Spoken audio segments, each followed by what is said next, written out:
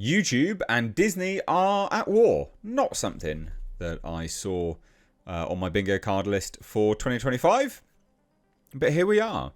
YouTube has overtaken mainstream media. It's overtaken most younger generations' viewing habits and the older generation's viewing habits.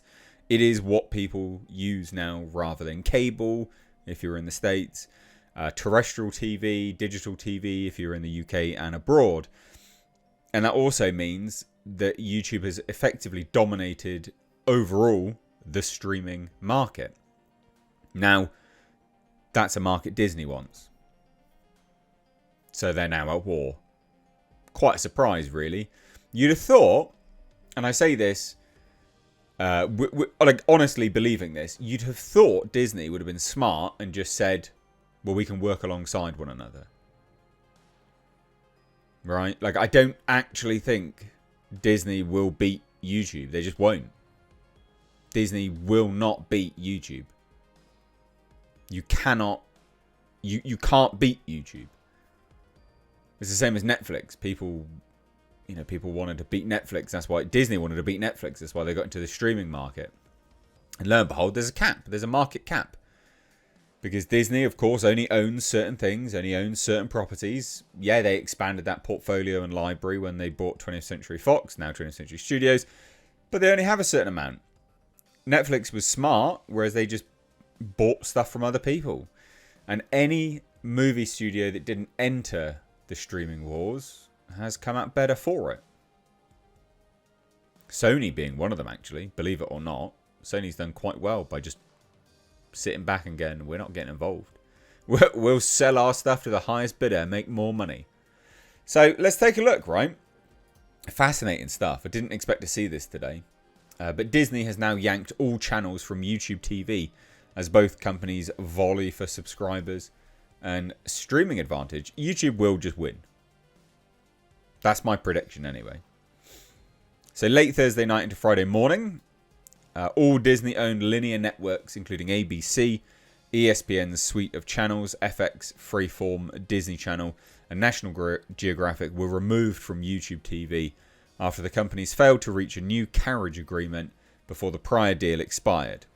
Viewers reported, the channels going dark just before the midnight deadline. And I will say this, YouTube will always win because YouTube is authentic. YouTube is singular people actually producing 9 times out of 10 way better content than what these massive companies make. Do you remember? Weird example, but it's a good one. There was a chap on YouTube who did these Astartes, right? Did these little Astartes cinematics for Warhammer 40k. And they were like, ooh. Games Workshop was like, ooh, yeah, he's doing really well. Actually, he's making a lot of money. I mean, that guy must be a millionaire, genuinely. His Patreon, he was raking it in. And rightly so, his stuff was brilliant. So they just paid him off and got him to work for them instead. And this is the thing, is that these big companies, Disney, people just don't make good content anymore. It's inauthentic. It's always got to have some kind of messaging. It's always got to have some kind of built-in shitty advert for something, right? Some kind of brand awareness. It's just garbage. And people have cottoned onto it. The age of that, whatever that was, is over. YouTube will never be beaten. It just can't.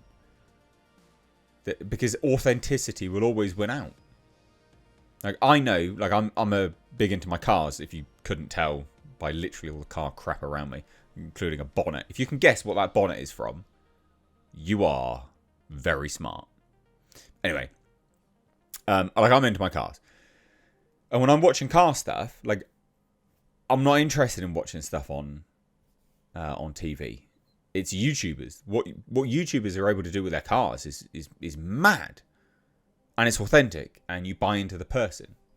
Now, at one time, you used to get that with content on cable, linear, whatever you want to call it, right? Yeah, Top Gear, for one. That was one where it was pretty authentic, just to follow the car theme a little bit further. You knew you were dealing with these people that were very authentic. And so much so that their authenticity got them fired in the long run, in the end. Basically. or got them in trouble at the very least. And so that's why YouTube will always win out, because authenticity will always win. Anyway, let's take a look a little bit further into this. So, members, this is what YouTube TV tweeted out. Members, when we renew our contracts with networks partners, we advocate for fair pricing to offer you the best TV experience. Our contract with Disney has reached its renewal date and will not agree to terms that disadvantage our members whilst benefiting Disney's TV products. Savage. YouTube's like just, yeah, we're Billy Big Balls now. Despite our best efforts, we have not been able to reach a fair deal, and starting today, Disney programming will not be available on YouTube TV. This means you will no longer be able to reach channels like ABC and ESPN or access recordings from these networks in your library. Again, remember, this isn't like YouTube, it's YouTube TV, but it's still all part and parcel of the same kind of thing, right? So YouTube TV is America's largest internet TV bundle by far. It says the blackout impacts millions of subscribers, widely reported in the 8 to 10 plus million range. All Disney networks on the service are currently unavailable, which immediately touches high demand live programming such as college football, the NBA, NHL, and other live sports carried by ESPN, plus local news and entertainment on ABC affiliates. So in addition to the live channels disappearing, access to on-demand and DVR recordings from those networks may also be disrupted while the blackout lasts. So both sides have their reasons. YouTube's TV stance. Google says Disney pushed for terms that would raise prices for subscribers and strengthen Disney's competing live TV bundles. Google frames the blackout as a pressure tactic and has pledged a $20 credit if the outage persists for an extended period. So they're just like, yeah, whatever, we'll just wait. Disney starts. So Disney contends Google refused to pay fair market rates for its channels, undermining industry standards for carriage fees. In previous disputes, Disney has argued that the value of ESPN and its other brands merits higher compensation. So they're just like, well, you should pay us more because we're Disney. But it's fascinating. And as this article rightly points out, which I'll leave a link down below, beyond the talking points, Disney and YouTube are fierce streaming competitors. They are. And the stakes are really high. YouTube content creators pass the Walt Disney Company for the leader in produced media viewed on American television. That's mad, right? And that's not phones, tablets, computers, it's TV. People just watching on TV prefer YouTube. So YouTube, you should probably, invest in your creators a little bit and stop, I don't know, shadow banning us. Maybe. Maybe a peek behind what is going on with this bloody algorithm that keeps nerfing channels. Maybe that would be good, hey? Speaking of which, if you've enjoyed this video thus far, consider hitting subscribe. But that's massive, right? It's a big change. Should be almost impossible given Disney's sports acquisitions that drive much of its content. With YouTube TV ahead of Hulu in subscribers, and not by a small amount, Disney is likely looking to slow YouTube and decrease the gap if streaming is the future. YouTube is far in the lead with Netflix, a distant second, and Disney a much further third. You're never going to beat it. You're just not. So yeah, there's a whole bunch of stuff which is kind of blacked out here, but it's fascinating. There was a blackout in 2021, ended after 2 days. Renewal struck. 2023, new charter was kind of thrown in there. Who knows what's going to happen?